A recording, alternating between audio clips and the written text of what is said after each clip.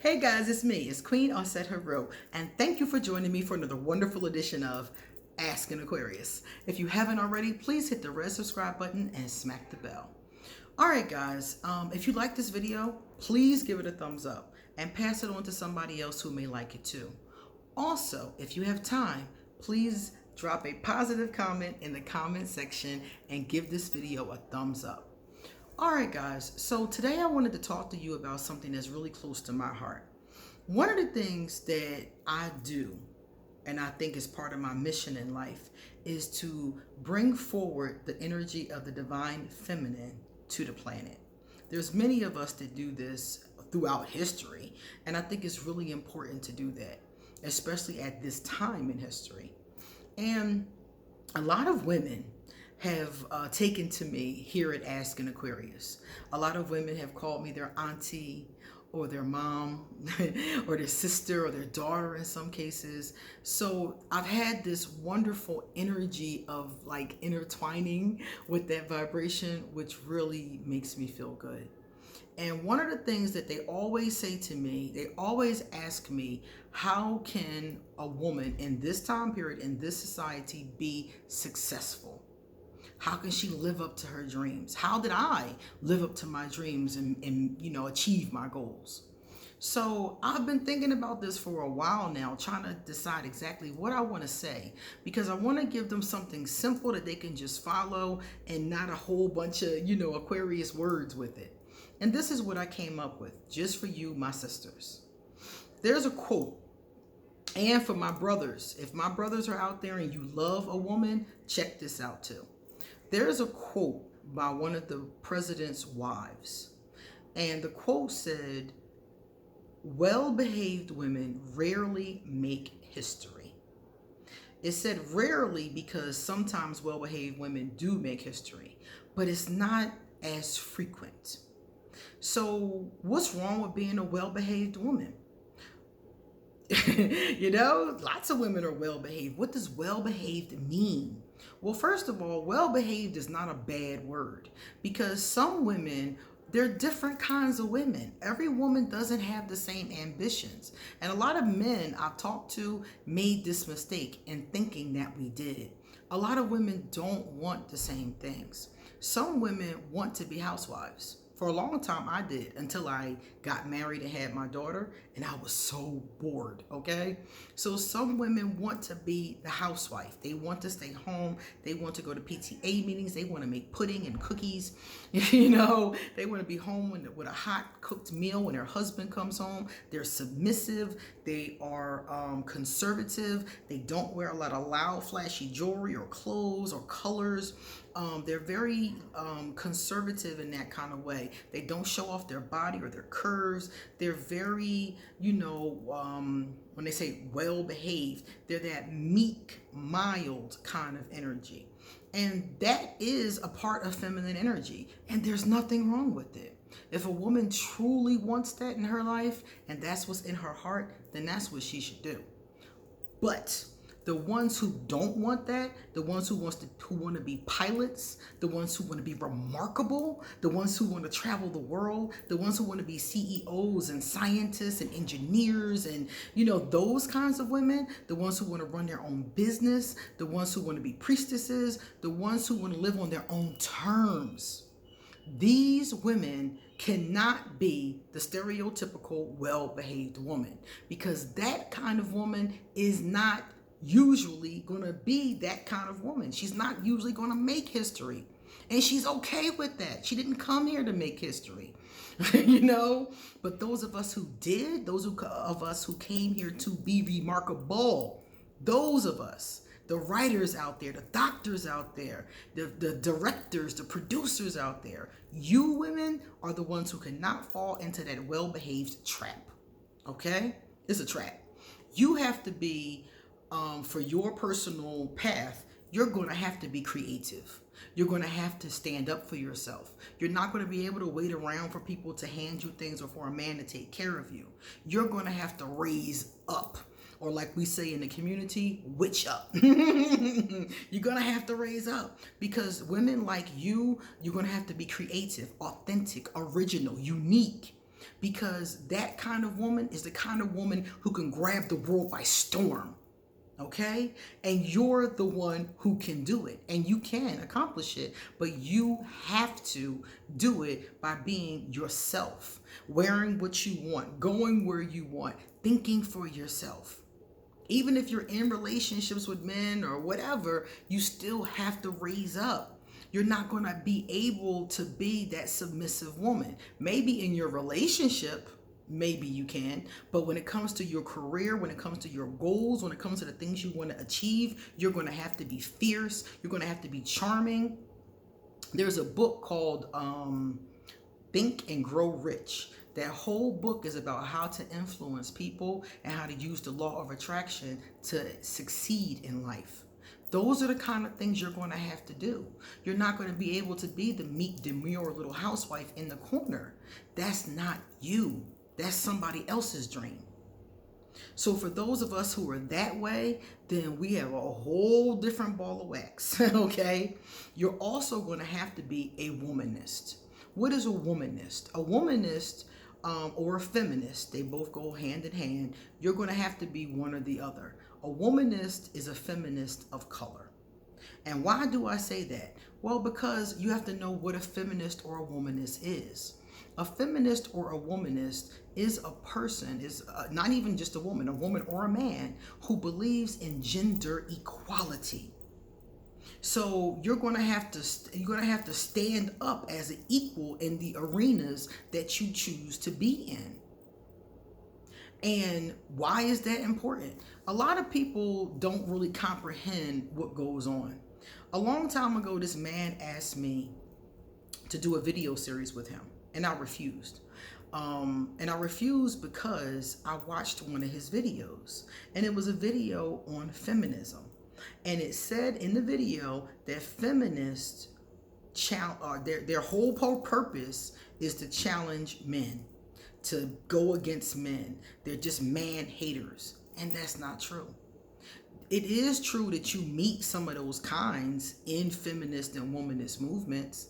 And the reason why you meet some of those kinds is because that's a place for a woman who has been hurt and abused. That's a place she feels safe. That's a place she can hide. As a lesbian, a lot of times I have a tendency to gravitate towards groups that are predominantly women. But it's not from hating men, but it's a great place to be, especially when you're in that space of dealing with pain. If you've been hurt by men, you're going to come into a feminist space and you're going to feel a lot more comfortable. The problem is that that's not what feminism is about. Feminism is absolutely not about womanism. Feminism is not about hating men. Many feminists and many womanists are married and love their men. They have sons, they have fathers, they have brothers, and they love them. And they'll tell you in a heartbeat. It's not about hating them or trying to topple them over or making an Amazon nation and subjecting the men into cages or something like that. It's not about that. It's all about gender equality. Why do you think Frederick Douglass and Barack Obama call themselves feminists? Why do you think Beyonce calls herself a feminist? Beyonce married with 3 kids. The reason why these people said that is because they believe in gender equality. And what is gender equality even about? Gender equality isn't about not holding the door for me when I come down the street. You know, we can hold the door for each other. That's not what that's about. Gender equality has a lot to do with the laws and regulations that keep women subjugated. I'll give you a perfect example. You can Google this right now. If you go to the Bureau of Labor and Statistics, you will see that in the United States, every female makes 79 cents to every dollar made by a man. Now, if homeboy did more work, he deserves 21 cents more. I'll give him that. I'll give him 21 cents. But if we did the same 5 blankets and the same 5 hours, then there's no way he should get 21 cents more than me. And this is in everybody's best interest. Think about it. If you are a man and you have a wife, a daughter, a mother, a sister, and you're financially supplementing them in any way, A lot of times it's because of that 21 cents. She wouldn't need $40, homeboy, if she had her 21 cents. Okay? That 21 cents adds up. So this is taken from your family, it's taken from your pocket, and it's taken from your household. So as a man, if you're financially supporting a woman in any way, that 21 cents, you're supplementing. The government is keeping it and you're supplementing it. So it's in everybody's best interest for the sister to get her money. Okay? That's the bottom line. So I wanted to put that out there to you guys, for those of you who are looking, because some of the times the biggest anti-feminist, anti-womanist are women. And it's because they haven't taken the time to understand what it is. They haven't taken the time to read it. Some of them just follow behind whatever men tell them and haven't even read about it before. But the truth is, it's not about hating men. It's not about harming men. It's all about having gender equality. So as a fierce woman who's not well behaved and not sitting in a corner, you need to be aware of that, and you need to be standing up for your rights and yourself.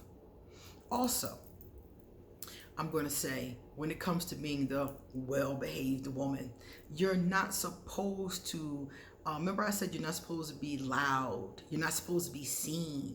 So the well-behaved woman is not going to put herself out there. You need to put yourself out there. You need to be selling yourself, your abilities, whatever your book or your creation or whatever it is. If you want to do that, you got to be seen. You got to be loud. You got to be on Facebook like hooty hoo. You know, you got to get yourself out there. So that's my advice to women. If you want to be remarkable, if you want to make history, do not be well behaved. If you want to be submissive and have a family and bake cookies and be 5 minutes early to the PTA meeting, be as well behaved as you want to be.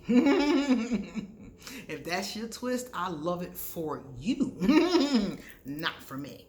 So for the women out there, like I said, who've been asking me about being successful, that's what it's about. It's about tapping into that fierce, divine, feminine energy. Think about all of the women who've been remarkable. Think about all the women who've made history. Goddess Isis. Goddess Isis, according to a goddess All-Set, we call her All-Set in Egyptian.